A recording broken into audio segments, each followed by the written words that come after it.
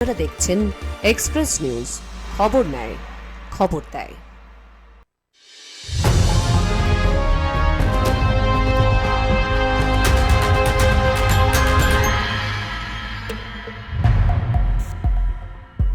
Express Online brought to you by Sri Ramakrishna Shonoka Institute of Medical Science and associated with Topovan Health Private Limited Life Care Hospital.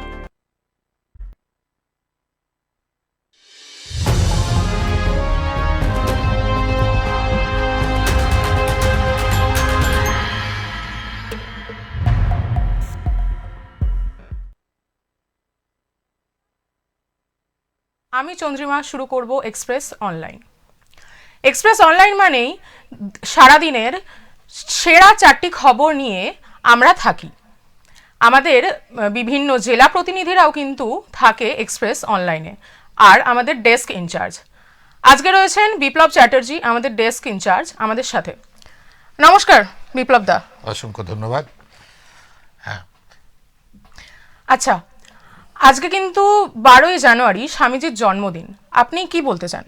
না, এটা বলার কিছু নেই। প্রথম কথা হচ্ছে আজ থেকে দুদিন আগে তুমি যদি দেখো যে স্বামীজির জন্ম হয়েছিল 25শে পৌষ, যেটা বাংলা মাস, মানে আমরা যেহেতু বাংলা মাসকে বাংলার যে ক্যালেন্ডার, সেই ক্যালেন্ডারের সূচনা হয় বাংলা মাস দিয়ে, তো সেই মাস দিয়ে হওয়াতেই স্বামীজির জন্ম 25শে মার্চ হওয়াতে আমরা দুদিন আগেও সেই খবর দেখিয়েছি খবরে।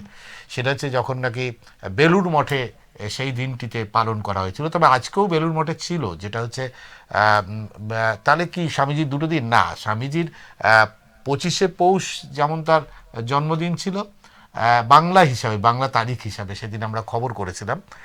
আসলে আমরা কোথাও বাঙালি নয়, আমরা কোথাও বোধহয় বাঙালি নয়, আমরা কোথাও একটু ইংরেজ হয়ে গেছি। ইংরেজি ভাষাটা, হ্যাপি নিউ ইয়ার নিয়ে আমাদের যতটা আনন্দ থাকে, বাঙালি কৃষ্টি, ধরো পয়লা বৈশাখের যে একটা উন্মাদনা ছিল, আমরা হ্যাঁ এসো হে বৈশাখ রবীন্দ্রনাথের কথায় আমরা নতুন বর্ষবরণ বাংলাকে যেভাবে করতাম, তার থেকে বেশি বোধহয় উদ্দীপনা আমরা চোখে পড়লো আজকে। মানে যদি বলো ইংরেজিকে, আমরা হ্যাপি নিউ ইয়ার নিয়ে বেশি বিশ্বাসী, পয়লা বৈশাখ নিয়ে। এটা আমি একজন বাঙালি বলে আমার খুব আক্ষেপের সাথে তোমাকে এই কথাটা বলতে বাধ্য হচ্ছি। কারণ আমরা 25শে পৌষ যখন স্বামী বিবেকানন্দের জন্মদিন, সেই বাঙালি পঞ্জিকা মতে সেই দিন বেলুড় মঠ একমাত্র স্বামীজির জন্মদিনটাকে পালন করেছিল। আর আজকে মানে সেদিন কিন্তু সারা বাংলায় কোথাও জন্মদিন সেভাবে পালন হয়নি বলে এক্সপ্রেস নিউজের পক্ষ থেকে সেদিন আমরা আক্ষেপ করেছিলাম। কিন্তু কোথাও গিয়ে আজকে যখন দেখলাম ক্যালেন্ডারে, যখন 12ই জানুয়ারি জন্মদিন ঘোষণা হলো, মানে 12ই জানুয়ারি আসলে ক্যালেন্ডারের ছুটির দিনটাও সেই কিন্তু বাংলা নয়, ইংরেজি মাস হিসাবেই ছুটির দিন ঘোষণা করা। এটা আমাদের পক্ষে খুব লজ্জার বলা যেতেই পারে। তবে যেটা হচ্ছে যে আজকে এই দিনটাকে নিয়ে কিন্তু সারা বাংলা জুড়ে উন্মাদনা ছিল। আমরা বোধহয় খবরে চলে যাবো, বোধহয় তুমি যদি একটু খবরটা পুরো কোথাকার খবর নিয়ে আলোচনা করছি। আজ 12ই জানুয়ারি স্বামী বিবেকানন্দের জন্মদিন তথা 42তম জাতীয় দিবস। এই উপলক্ষে সাড়ম্বরে উদযাপন চলছে হাওড়ার বেলুড় মঠে। ভোরের আলো ফোটার সঙ্গেই ঠাকুর শ্রী রামকৃষ্ণদেবের মন্দির মঙ্গলারতির মাধ্যমে শুরু হয় পুজো পাঠ। এরপর স্বামী বিবেকানন্দের মন্দিরে বিশেষ পুজোর আয়োজন করা হয়। দিনভর বেলুড় মঠে মঠ জুড়ে চলছে নানা বিশেষ অনুষ্ঠান, ধর্মসভা। 42তম জাতীয় যুব দিবস উপলক্ষে রামকৃষ্ণ মঠ ও মিশনের বিভিন্ন সংগঠনের পক্ষ থেকে বর্ণাঢ্য শোভাযাত্রারও আয়োজন করা হয়। আজকের দিনে স্বামী বিবেকানন্দের জন্মদিবস, যে কারণে আমরা বেলুড় মঠ দর্শনের জন্য বালিগার্লস হাই স্কুলের ছাত্রীরা বেলুড় মঠ এসে থাকি। আজকে আমরা স্বামী বিবেকানন্দের তৈরি বিভিন্ন স্মৃতিসৌধ, মন্দির, তার কিছু কার্যকলাপের নিদর্শন আমরা দেখতে এসেছি। জাতীয় যুব দিবস 12ই জানুয়ারি, বিবেকানন্দ জন্মদিন, স্বামী বিবেকানন্দের জন্মদিন আজকে। সেই উপলক্ষে তার জীবন যাত্রা ঘুরে দেখার জন্য আমাদের এখানে আনা হয়। যে কোনো একটা স্বামীজির বাণী বলো তো দেখি। জীবে প্রেম করে যেই জন সে জন সেবিছে ঈশ্বর। আচ্ছা, স্বামীজির আদর্শ অনুপ্রাণিত হয়ে আজকের এই বিশেষ দিনে স্থানীয় এলাকার বিভিন্ন বিদ্যালয় থেকে বিপুল সংখ্যক ছাত্রছাত্রী বেলুড় মঠে উপস্থিত হন। যুব সমাজকে সঠিক পথে পরিচালিত করার বার্তাই উঠে আসে এই অনুষ্ঠানের মধ্যে দিয়ে। Bureau report, Express news.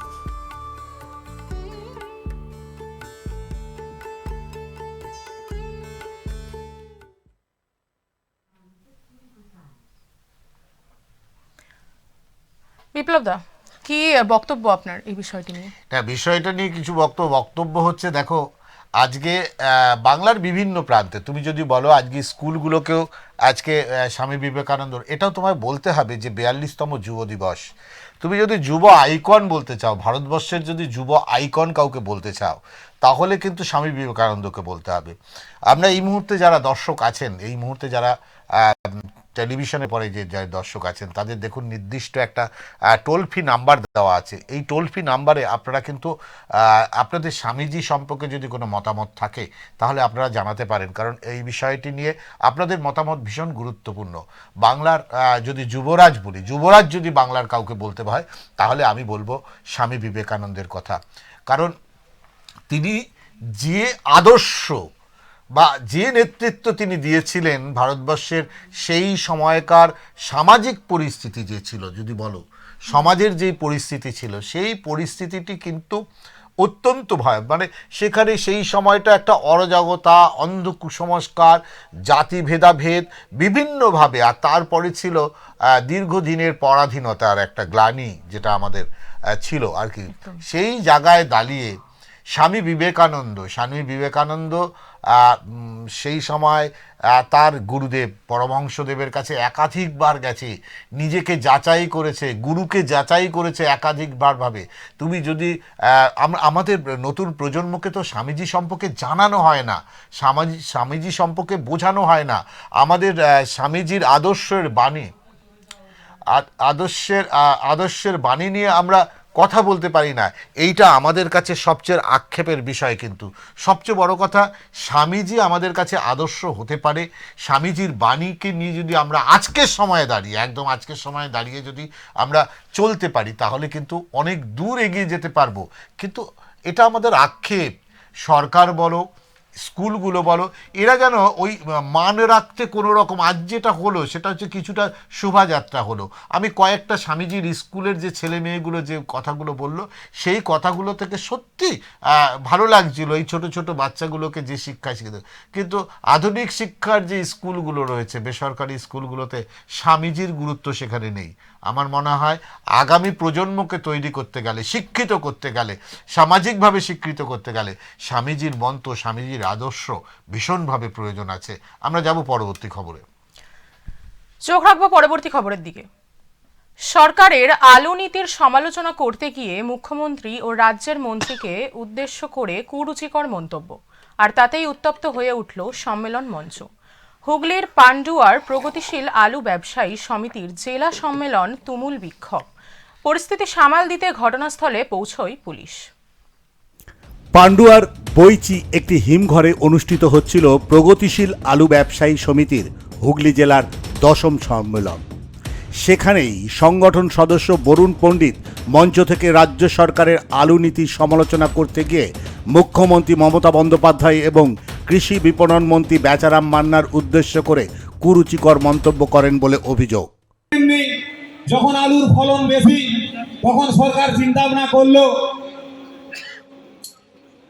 যে আলু বেচে খাদ্যশ্রী, শিক্ষাশ্রী, সবুজশ্রী, পথশ্রী, আমার মনে হয় মাননীয় মন্ত্রীকে মিথ্যাশ্রী উপাধি দেওয়াটা অত্যন্ত জরুরি ছিল। উনি যে মিথ্যা কথা বলেছিলেন যে মিড ডে মিলে আলু কিনে নেবেন, আলু কেনা হয়নি। 2024 সাল বিভিন্ন বিপর্যয়ের মধ্য দিয়ে সরকার। এই মন্তব্যের পরেই সম্মেলনে উপস্থিত তৃণমূল কংগ্রেসের নেতাকর্মীরা মঞ্চের দিকে তেড়ে যান। তাদের দাবি, মুখ্যমন্ত্রী ও রাজ্যের মন্ত্রী সম্পর্কে কড়া মন্তব্যের জন্য বরুণ পণ্ডিতকে ক্ষমা চাইতে হবে। এই দাবি ঘিরে শুরু হয় তুমুল বাক বিতণ্ডা।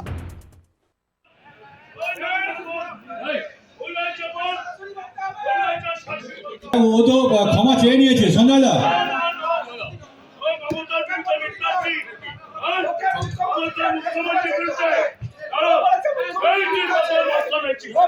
দেখুন দাদা, আমি কিন্তু উদ্দেশ্য প্রণোদনা বলিনি, ঠিক আছে?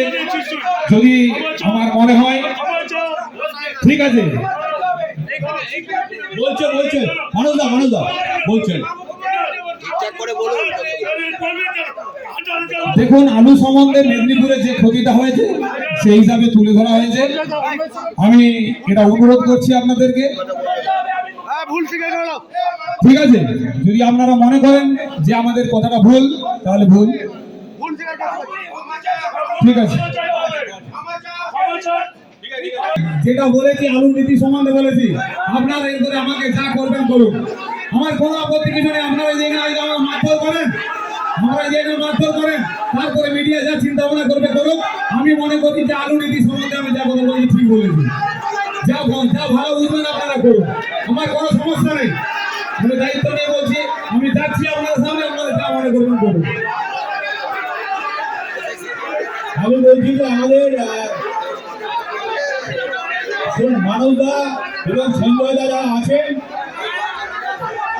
আমাদের জেলা পরিষদ সদস্য। তবে অভিযোগ, বরুণ পণ্ডিত নিজে ক্ষমা চাননি। পরিস্থিতি ক্রমশ উত্তপ্ত হয়ে উঠলে পান্ডুয়া থানার পুলিশ ঘটনাস্থলে পৌঁছে পরিস্থিতি নিয়ন্ত্রণে আনে। শেষ পর্যন্ত প্রগতিশীল আলু ব্যবসায়ী সমিতির রাজ্য সভাপতি লালু মুখোপাধ্যায় মঞ্চে দাঁড়িয়ে বরুণ পণ্ডিতের হয়ে ক্ষমা প্রার্থনা করেন।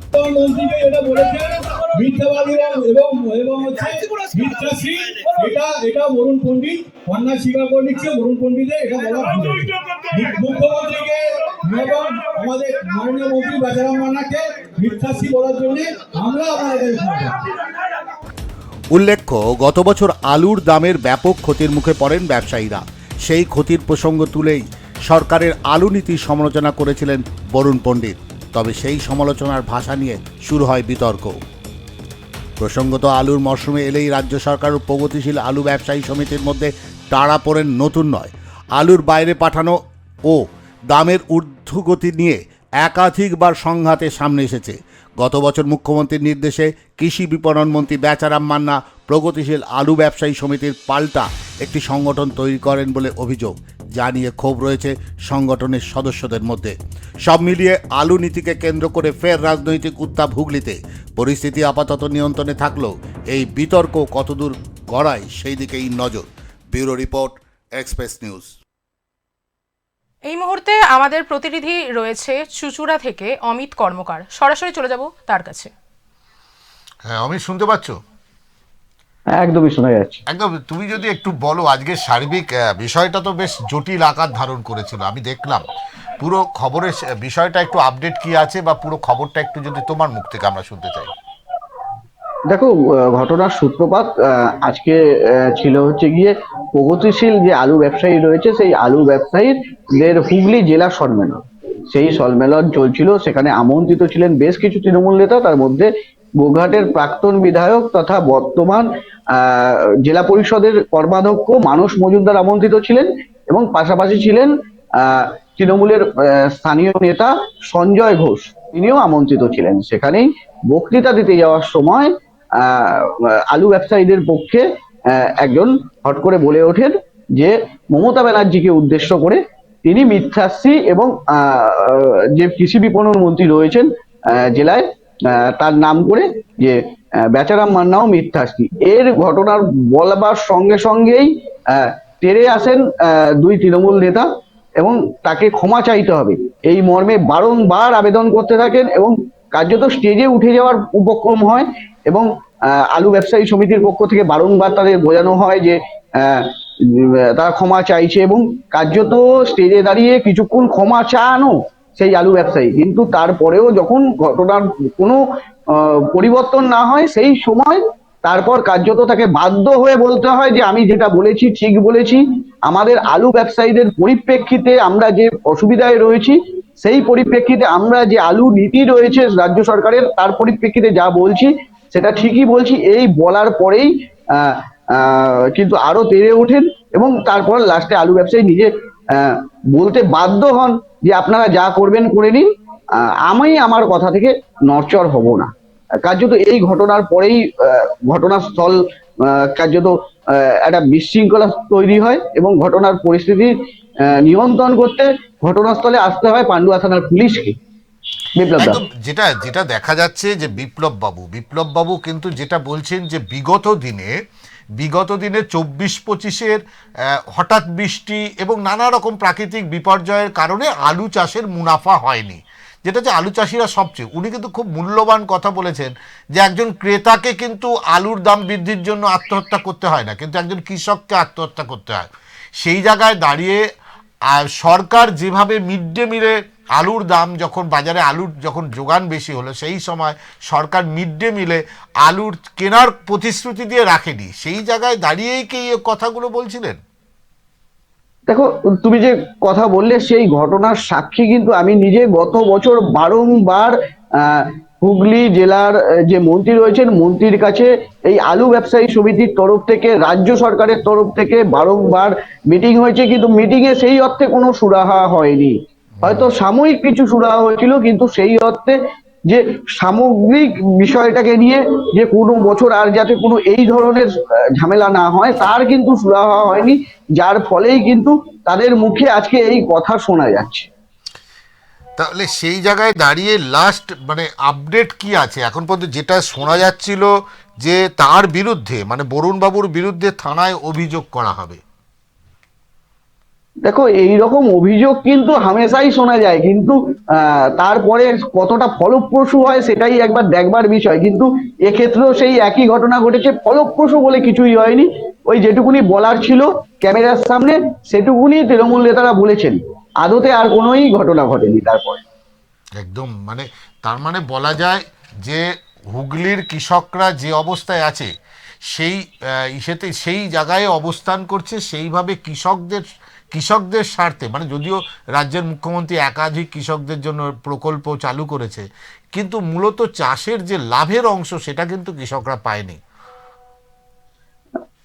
দেখো বিপ্লব দা, তুমি যেরকমটা বলছিলে যে হুগলির কৃষক, শুধুমাত্র কিন্তু এই ঘটনাটা হুগলির কৃষকদের ক্ষেত্রে নয়।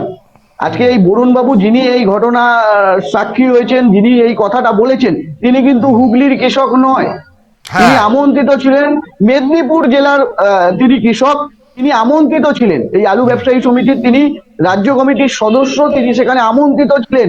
আর তাকে সেখানে এই কথা বলাতে তাকে রোষের মুখে পড়তে হয় তৃণমূল নেতাদের।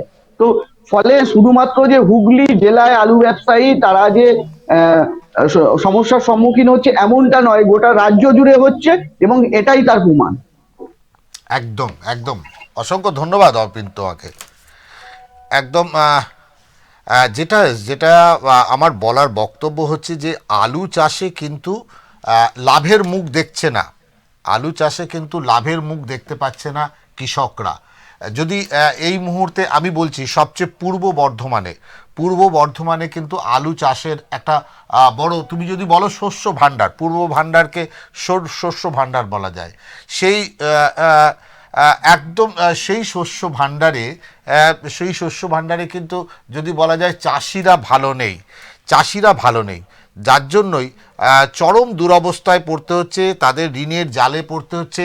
এই মুহূর্তে আমরা যেটা জানতে পাচ্ছি যে এই মুহূর্তে পূর্ব বর্ধমানের যদি বলো কৃষকদের অবস্থান কি আমরা সরাসরি একটু জানার চেষ্টা করব অবশ্যই। তবে তার আগে তোমাকে বলে দেই যে আমাদের মেদিনীপুরের চন্দ্রকোনায় যে আলু তোমাকে বলছি, সেই চন্দ্রকোনার আলুর গুণগত মান অতটা ভালো নয় যতটা ভালো যদি সিঙ্গুরের আলু বলো, যদি তারকেশ্বরের আলু বলো, যদি পূর্ব মেদিনীপুরের আলু বলো, যেটা একটা প্রচুর যোগান হয়, কিন্তু সেই যোগান কিন্তু বিগত বছরগুলোতে কিন্তু খুব খারাপ গেছে। তুমি যদি বলো খুব খারাপ গেছে, সেই জায়গায় দাঁড়িয়ে মানে তাদের দেওয়ালে পিঠ থেকে গেছিলো। আমি যখন চাষিদের সঙ্গে কথা বলেছিলাম গতবার পূর্ব মেদিনীপুরে, আমি চাষিদের সঙ্গে যখন কথা বলি, তারা কিন্তু একটা কথাই বলেছিল, দাদা মানে কোনোভাবেই তারা কিন্তু শেষ চেষ্টা পর্যন্ত করে, যে যতক্ষণ পারে তারা শেষ চেষ্টা করে যে তাদের ফসল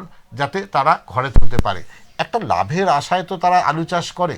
আমাদের কাছে যেটা জানা যাচ্ছে বিগত দিনে যদি তুমি দেখো যে পূর্ব মেদিনীপুরের মেমারির যে চাষি রয়েছে, সেই মেমারির চাষিদের সঙ্গে আমরা যখন কথা বলেছিলাম, সেই মেমারি চাষিদের সঙ্গে যে কথা বলেছিলাম, এই মুহূর্তে আমাদের সঙ্গে হয়তো একজন কৃষক বন্ধু রয়েছে, আমরা একটু কৃষক বন্ধু রয়েছে, একটু তার সঙ্গে কথা বলতে চাইব।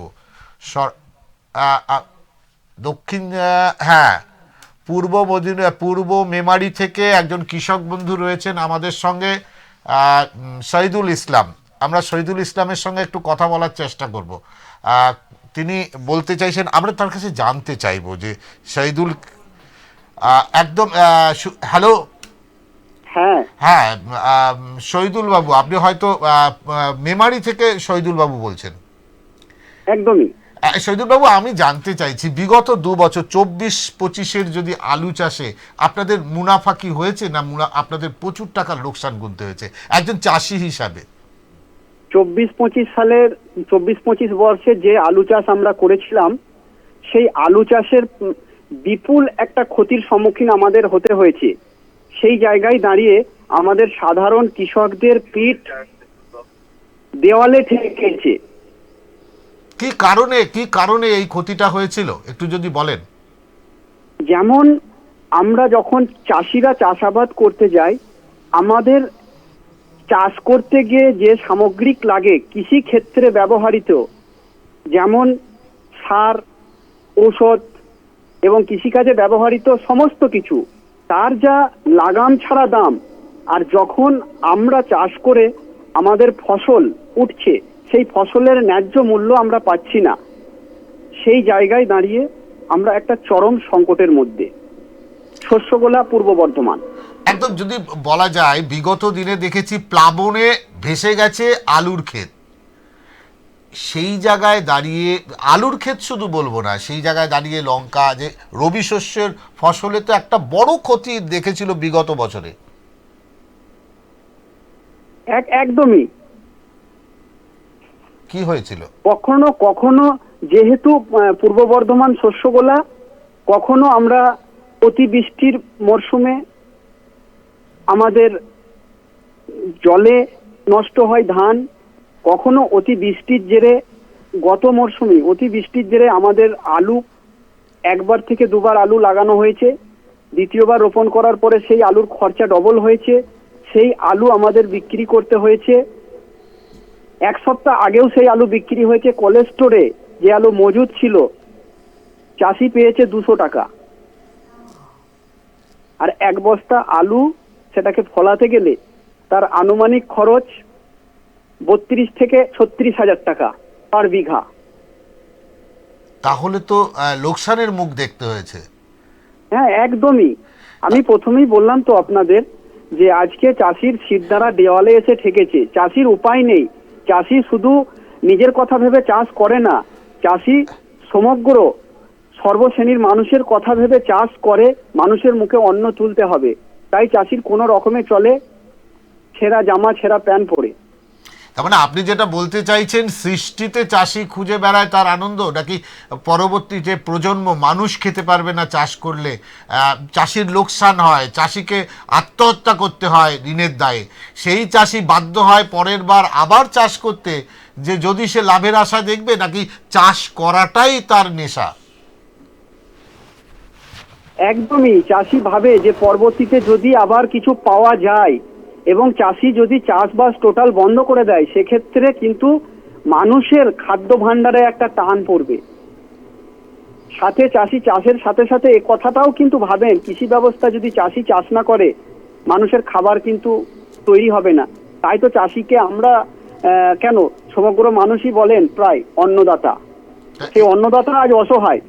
অন্নদাতা এই মুহূর্তে বাংলার শস্য ভাণ্ডার, পূর্ব বর্ধমানের কৃষকদের অবস্থান কি আপনার কাছে খুব জানতে ইচ্ছে করছে?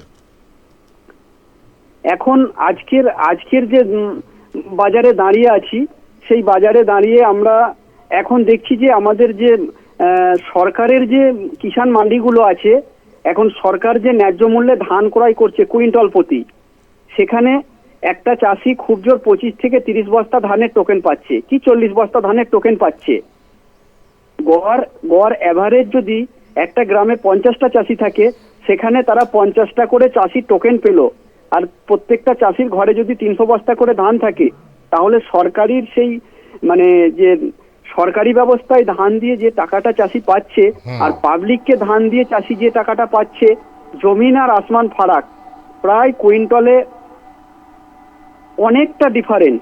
সেই জায়গায় দাঁড়িয়ে মানে চাষি ধানও বিক্রি করতে পারছে না। আজকে চাষি পাবলিকে যে ধান আমাদের বর্ধমানের শস্যগুলাই বেশি চাষ হয় সেটা হচ্ছে সৈন্য মাসুরি, সেই ধান আজকে চাষিকে বিক্রি করতে হচ্ছে 1100 টাকা পার ব্যাগ 60 কেজি পাবলিককে দিলে। আর যখন আমরা কিষাণ মান্ডিতে যাচ্ছি সেই ধানটা 25 থেকে 30 বস্তার বেশি বিক্রি করতে পারছি না। তাহলে সরকারকে নিতে গেলে চাষির কাছ থেকে আরো বেশি ধান নিতে হবে। খুব মূল্যবান দামি কথা বলেছেন। সরকারকে বেশি করে কৃষকের থেকে ধান কিনতে হবে, তবে কৃষক বাঁচবে। 25 বস্তা ধান কিনলে একটা কৃষক কিন্তু বাঁচবে না, তার সমস্যার সমাধান হবে না। একটা কৃষকের যদি 300 বস্তা ধান থাকে আর 25 বস্তা যদি সরকার নেয় আর বাকিটা যদি পাবলিককে দেওয়া হয়, শেষে চাষিটা টোটালটাই লস করলো, আর সরকারের সেটা কিন্তু একটা নাম দেখানো হলো যে সরকার ধান নিচ্ছে। অসংখ্য ধন্যবাদ শহীদুল ভাই, আপনি একটা কঙ্কাল ছবি আমাদের তুলে দিলেন। একজন কৃষক হিসাবে আপনাকে আগামী দিনে অবশ্যই আমাদের অনুষ্ঠানে চাইবো।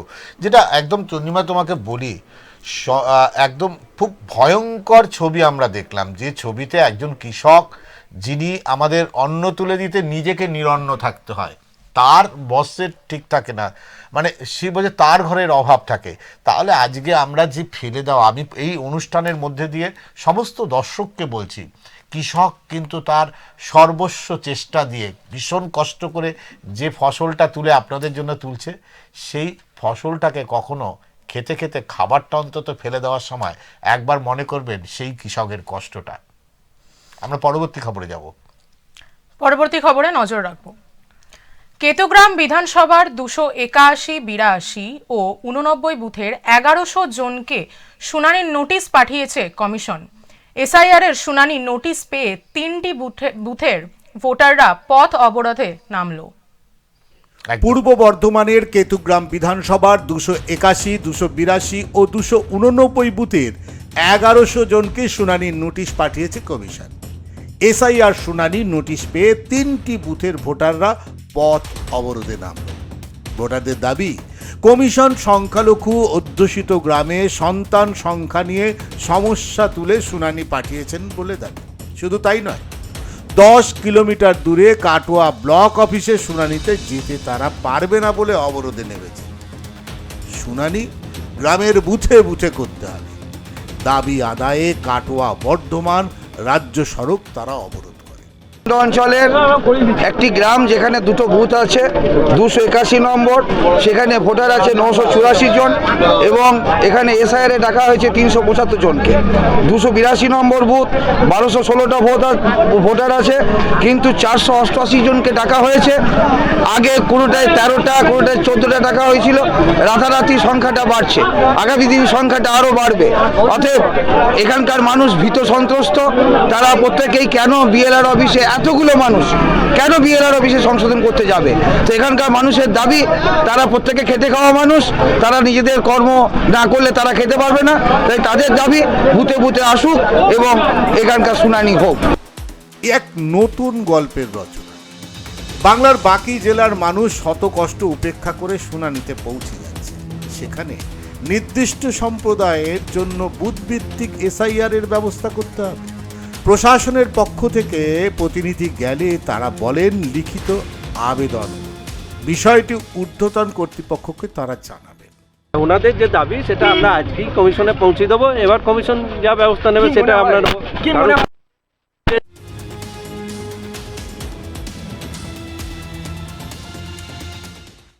কেতুগ্রাম বিধানসভার 281, 282 এবং 289 বুথের ভোটারদের 1100 জনকে এসআইআর শুনানির জন্য ডাকা হয়। তাদের দাবি, তাদেরকে বারবার এরকম এসআইআর হয়রানি করা হচ্ছে, যার জেরেই কাটোয়ার গাঙ্গুলি ডাঙ্গায় প্রায় 3 ঘন্টারও বেশি পথ অবরোধ করলো এখানকার স্থানীয় বাসিন্দারা। এরপর কেতুগ্রামের এআরও এসে সে আশ্বাস দিলে সেই অবরোধ আবার উঠে যায়। শঙ্কু কর্মকার, এক্সপ্রেস নিউজ, কাটোয়া।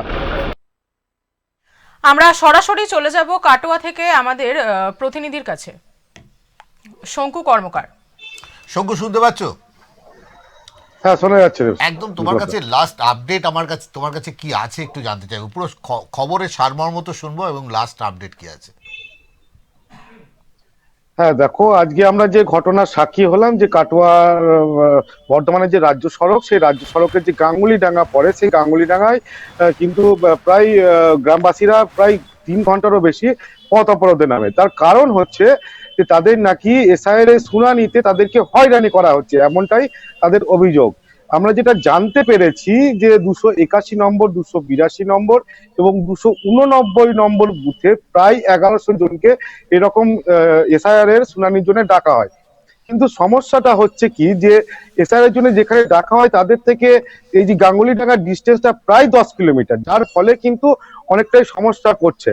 আর এই শুনানিতে ডাকার কারণ দেখা যাচ্ছে যে সন্তানের সংখ্যা এবং কিছু নাম সংক্রান্ত ভুলের জন্যই এরকম নোটিশ কিন্তু গ্রামবাসীদের দেওয়া হয়েছে।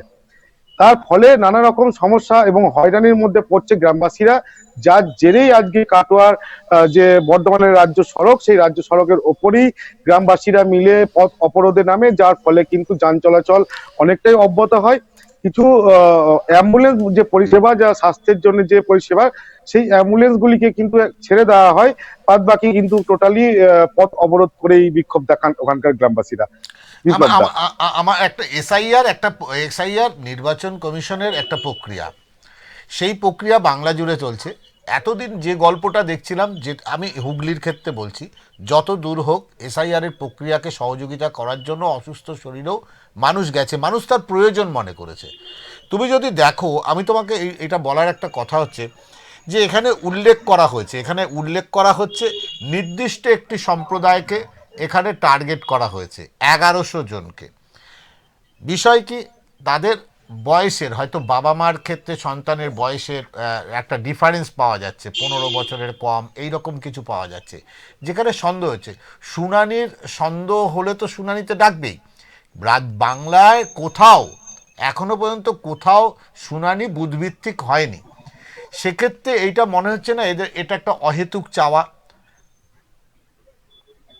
হ্যাঁ দেখো, ঠিকই, যখন নির্বাচন কমিশনের যেটা নির্দেশ, সে অনুযায়ী কিন্তু শুনানি তো যাদের ভুল আছে বা যাদের বয়স সংক্রান্ত হোক বা নাম সংক্রান্ত হোক বা পিতা বাবা মায়ের যে নামের বিষয়গুলি হোক, এই বিষয়ে যদি ভুল থাকে অবশ্যই সেটা নির্বাচন কমিশন সেটা সম্পূর্ণভাবে নির্দেশ দিয়েছেন যে বিএলআর অফিসে গিয়ে সেগুলোকে সঠিকভাবে মূল্যায়ন করা বা ঠিক করার। এবার সেই কারণেই কিন্তু আজকে যে দেখা যাচ্ছে যে গাঙ্গুলিডাঙ্গার বাসিন্দা প্রায় 1100 জনকে, যেখানে দেখা যাচ্ছে 3000-এর কাছাকাছি ভোটার, সেই ভোটারের মধ্যে বেশিরভাগ জনকেই কিন্তু এই এসআইআর শুনানির জন্য ডাকা হয়েছে।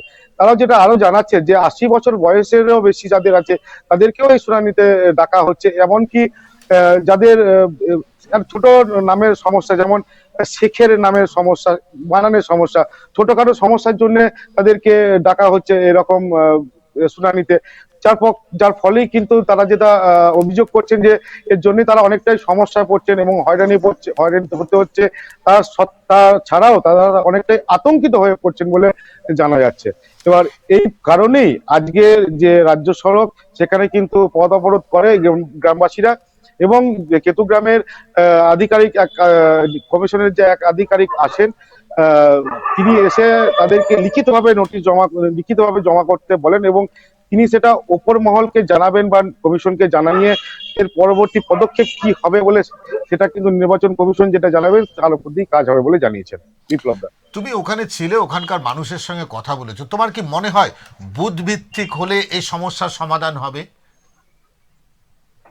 দেখো, সেটা তো কোনোভাবেই সম্ভব নয়, কারণ এই এসআইআর এর যে সংক্রান্ত সমস্যাগুলো কিন্তু দিন আর বেশি বাকি নেই।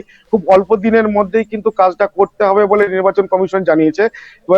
প্রায় 46,000-এরও বেশি কিন্তু কেতুগ্রামের যে এসআইআর এর শুনানির সমস্যার কারণে ডাকা হয়েছে সাধারণ মানুষকে বা ভোটারদেরকে, এবং যার ফলে কিন্তু অল্প সময়ের মধ্যে এই ভোটার যে সংক্রান্ত যে কাজ, সেই কাজ খুব তাড়াতাড়ি শেষ করার চেষ্টা করছে কিন্তু এখানকার কমিশনের আধিকারিকরা। একজন তাহলে এলাকার মানুষ, একজন শিক্ষক, তিনি তাদের প্রতিনিধি বলতে একজন শিক্ষককে দেখা গেল, তিনি কথা বললেন যে এই মানুষগুলো দেখো, হুগলির ক্ষেত্রে আমি তোমাকে বলে দিই 15 কিলোমিটার মানুষ যাত্রা করে গেছেন বিডিও অফিসে।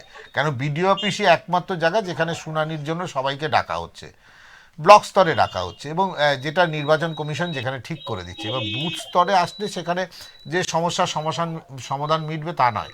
আলটিমেট দিনের শেষে কি দাঁড়ালো, নির্বাচন কমিশনের প্রতিনিধিরা আশ্বস্ত করে গেলেন, নাকি তারা আজকে অভিযোগ নিয়ে গেলেন তারপরে দেখবেন?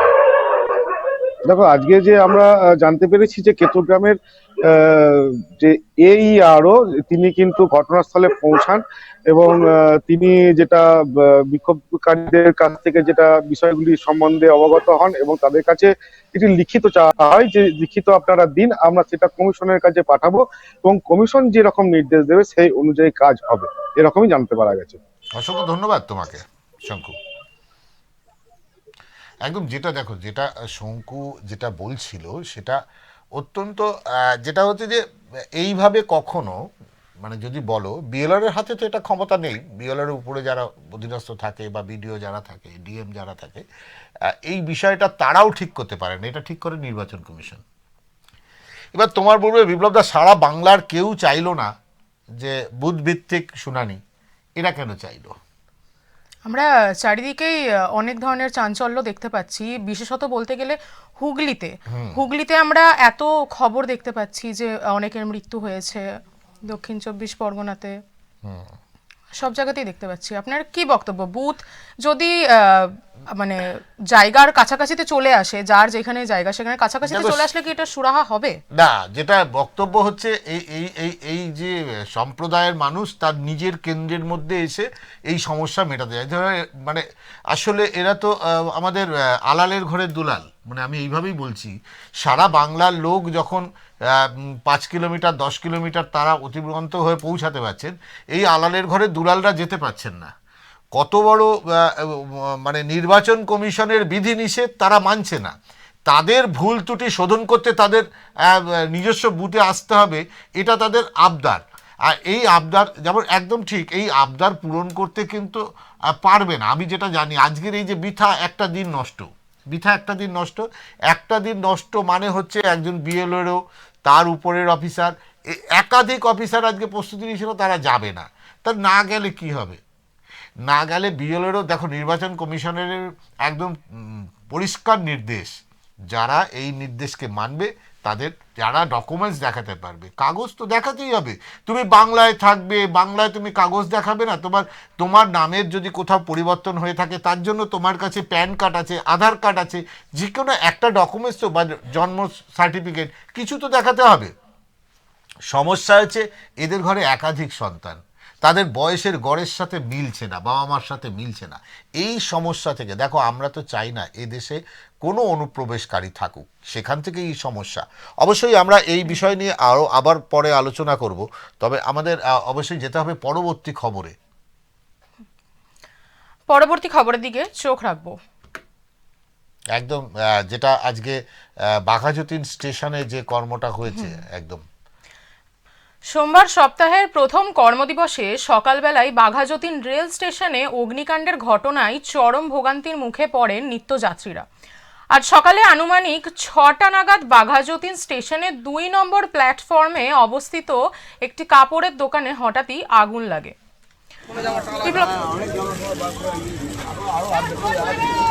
সোমবার সপ্তাহের প্রথম কর্মদিবসে সকালবেলায় বাঘাযতীন রেল স্টেশনে অগ্নিকাণ্ডের ঘটনায় চরম ভোগান্তির মুখে পড়েন নিত্যযাত্রীরা।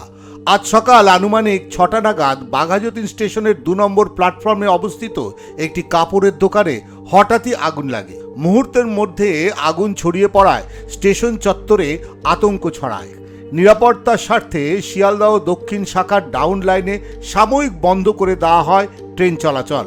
প্রায় আধ ঘন্টা ট্রেন পরিষেবা সম্পূর্ণ বন্ধ থাকায় তার প্রভাব পড়ে আপ লাইনেও। একাধিক লোকাল ট্রেন বিভিন্ন স্টেশনে দাঁড়িয়ে পড়ে। সোমবার সকালে ব্যস্ত সময়ে এই ঘটনার ফলে অফিস যাত্রী ও নিত্যযাত্রীদের চরম দুর্ভোগ পোহাতে হয়। খবর পেয়ে দ্রুত ঘটনাস্থলে পৌঁছায় দমকলের ইঞ্জিন। প্রায় আধ ঘন্টার চেষ্টায় আগুন নিয়ন্ত্রণে আনা সম্ভব হয়। অগ্নিকাণ্ডে দোকানের ভেতরে থাকা কাপড় ও অন্যান্য সামগ্রী পুড়ে গিয়ে ব্যাপক ক্ষয়ক্ষতির আশঙ্কা করা হচ্ছে। তবে প্রাথমিকভাবে জানা গিয়েছে এই ঘটনায় কোনো হতাহতের খবর নেই। আগুন লাগার সঠিক কারণ এখনো স্পষ্ট নয়। গোটা ঘটনার তদন্ত শুরু করেছে রেল কর্তৃপক্ষ ও দমকল বিভাগ।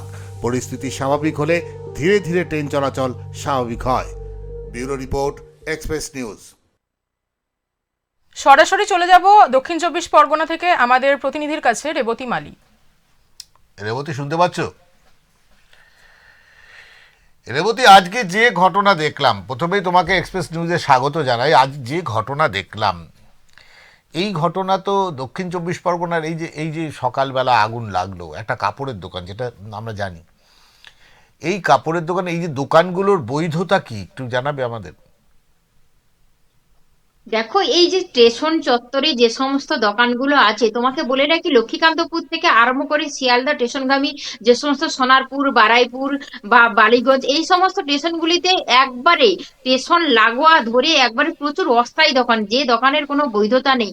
অর্থাৎ তারা অস্থায়ীভাবে ওখানে তারা দোকান দিয়েছে। বিভিন্ন ধরনের কিন্তু মনোহরি দোকান থেকে আরম্ভ করে সাজিয়ে গুছিয়ে একবারে প্রস্তুত করা আছে।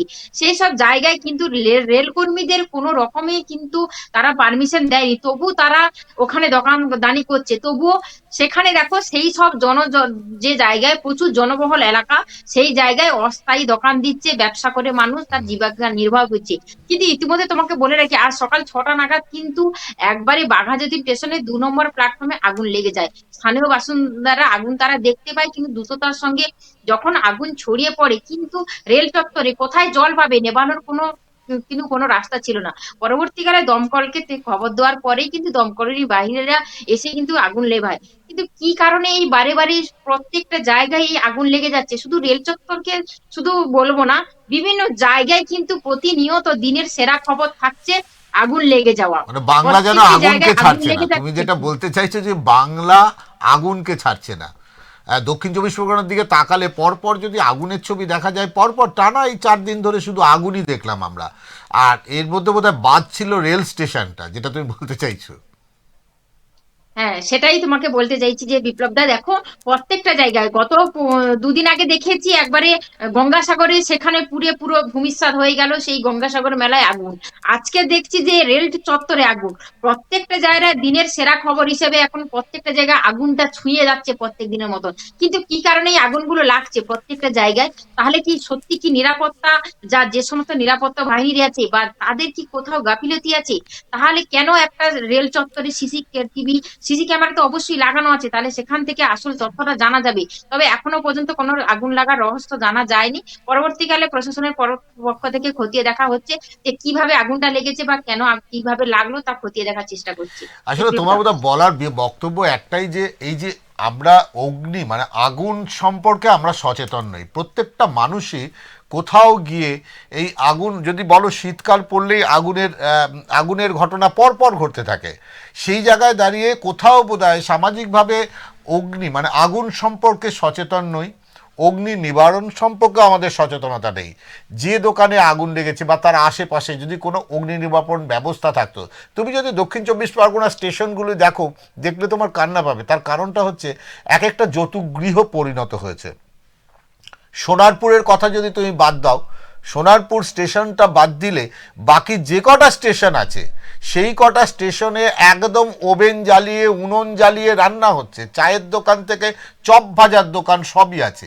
আর তারপরে যেখানে রয়েছে যাদবপুর স্টেশনে রয়েছে একাধিক, তুমি যদি দেখো কাপড়ের দোকান যাদবপুর, তোমার যদি দেখো যাদবপুরের পাশাপাশি তুমি যদি বলো বারুইপুরের একদম 1 নম্বর প্ল্যাটফর্মের বুকে একদম, মানে এই সব জায়গাগুলো যদি বলো, পরপর স্টেশনগুলোতে তুমি যদি চলতে থাকো, প্রত্যেকটা স্টেশনে তুমি যদি বলো, সব সময় কিন্তু একটা আগুনের আতঙ্ক। যদি বলা যায় স্টেশনগুলো যৌতুকগৃহ তৈরি হয়েছে।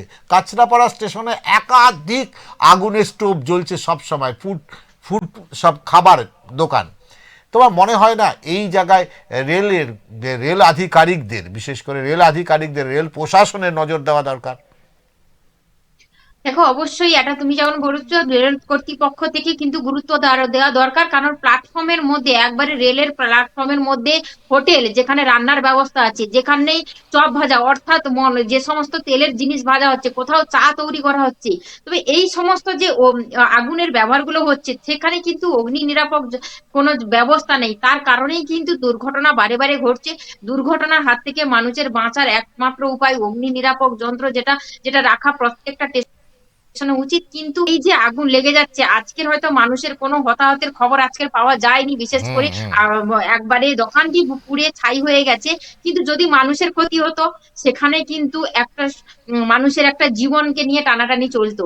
সেইখানে একটাই কথা প্রশাসনের তরফ থেকে, চ্যানেলের পক্ষ থেকে একটাই বক্তব্য থাকবে যে অগ্নি নিরাপক যন্ত্র রাখা এবং সচেতনতার সঙ্গে সবকিছু ব্যবহার করা। অসংখ্য ধন্যবাদ রেবতী তোমাকে। একদম। আজকে দেখো, আমরা যে চারটি খবর বাছাই করা, যে চারটি খবর আমরা নিয়ে এসেছি, সেই চারটি বাছাই খবরের মধ্যে কিন্তু চারটি খবরের গুরুত্ব অসীম। তুমি যদি দেখো, সেই জায়গায় দাঁড়িয়ে আজকের এই শেষ খবরটা আমি তোমাকে পরিষ্কার দাবি করছি, এই অনুষ্ঠানের মধ্যে দিয়ে দাবি করছি, প্রত্যেকটা রেল স্টেশন একটা যৌতুক-গৃহ তৈরি হয়েছে। আপনারা যদি নৈহাটির মতো স্টেশনে যান, দেখবেন সেখানে চায়ের দোকান, একাধিক চায়ের দোকান, স্টোভ জ্বলছে, নতুবা সেখানে গ্যাস জ্বলছে। কি করে জ্বলে? কাঁচরাপাড়া স্টেশন যদি দেখেন, সেখানে ঘুগনি, এগরোল থেকে কি তৈরি হচ্ছে না। এটা কি ছেলে খেলা নাকি? না জিআরপি দেখতে পায় না? রেল প্রশাসনের নজরে পড়ে না? সেখানে কেন বিধি নিষেধ করে দেওয়া হচ্ছে না? যদি সেখানে বিধি নিষেধ থাকে, আজকে সাউথ 24 পরগনা, দক্ষিণ 24 পরগনার হাল তো ভীষণ খারাপ। যদি দেখা যায় স্টেশন নয়, এক একটি সুপার মার্কেট তৈরি হয়ে গেছে প্ল্যাটফর্মগুলো।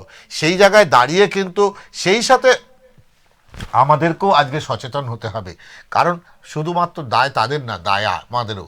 স্টেশন চত্বরে আমাদের স্মোকিং করার একটা হ্যাবিট অবশ্য এখন কমেছে। আগুন ব্যবহারের ক্ষেত্রে আমরা একটু সতর্ক থাকতে হবে। সেখানে স্টেশন চত্বরের প্রচুর এরকম দোকানপাট আছে যেগুলো বলতে গেলে বৈধ নয়। একদম তাই, অবৈধ দোকান। কিন্তু দেখো, এখন রেল যদি বলো, দূরবর্তী স্টেশনগুলোকে আগের থেকে অনেকটা ছাড়িয়েছে। এখনো এই দিকটা কঠোর হতে পারেনি, রাজনৈতিক চাপ আছে। তবে আমাদের মনে হয় ঘড়ির কাঁটা একদম আমাদের সঙ্গে আর নেই, আমাদের অনুষ্ঠান একদম শেষ করতে হবে। এক্সপ্রেস অনলাইন আজকের মতো এখানেই শেষ করব। ভালো থাকবেন, সুস্থ থাকবেন, দেখতে থাকবেন এক্সপ্রেস অনলাইন।